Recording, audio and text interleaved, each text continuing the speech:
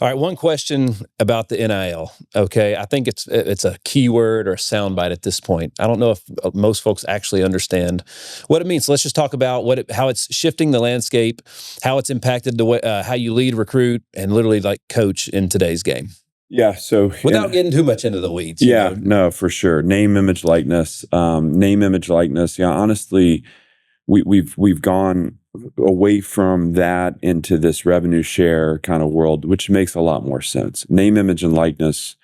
Very few NFL players actually have NIL partnerships. Mm-hmm. You may have three to five in a locker room. Mm-hmm. The idea that your name, image, and likeness can enhance a return on investment for a company. What the value these players bring is the value to the team, and the product that we put on the field. The revenue share model now is pulling kind of the payment structure in house and giving us a chance to compensate players. Okay, so obviously this is kind of years in the making, and it'll be interesting to see over the next 5 to 10 years. The two things we're going to learn is there's a data set that's being formed right now of guys that have made decisions that have been highly influenced by money. How will that play out? These guys that end up as 5 different schools, maybe at the risk of not having foundation. What does that look like in 5 years when they're out in the real world, and what will they be missing that used to be provided through the experience?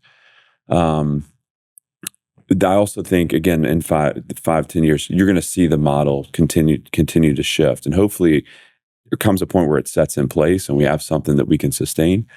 But the first thing that the approach we've taken in this is very quickly when you start to introduce a payment into a locker room, you create these natural divisions, and so the first thing you say is like, no one talk about, what they're making. Right. Well, let me tell you something. They're going to talk about it. And so we're not going to live in a fantasy world where guys aren't aware of what it is they're making. We can ask all we want, and that's part of it. But teaching them how to be pros that way and have some boundaries is important. But I think the actual challenge here is like, how do they recognize the fact that, first of all, the system's imperfect. Life's unfair. We're not going to get it right every time. So give us some grace. And if you want to enhance your value, you focus in the present. The more time you spend worried about what's next or what may happen or, what snaps may or may not come to you, you rob yourself of the ability to take advantage of today and the ability to be a great teammate too.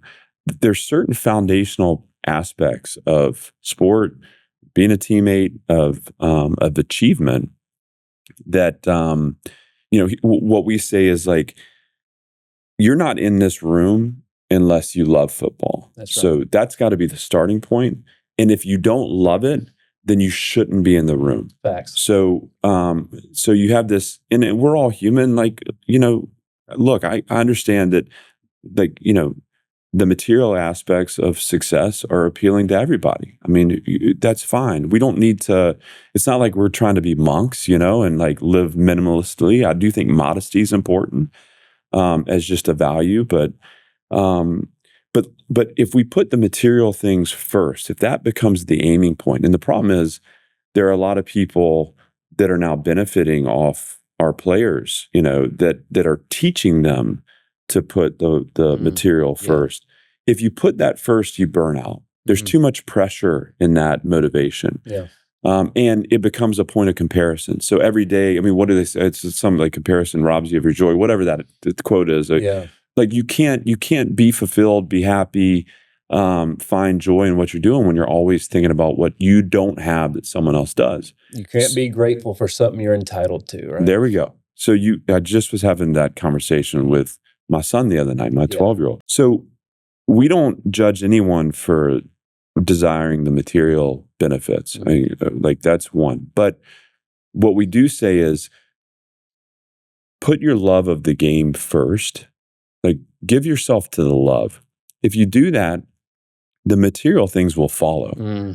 If you put the material things first, it's just never going to work out. And even if you get flashes of brilliance, to sustain it, because again, you get on these ups and downs of what you're getting out of it rather than what you're putting into it. And so that's been kind of the biggest thing from my vantage point that I've tried to impart upon this team is it's got to come down to the love of the game. Right. You can sustain that fuel.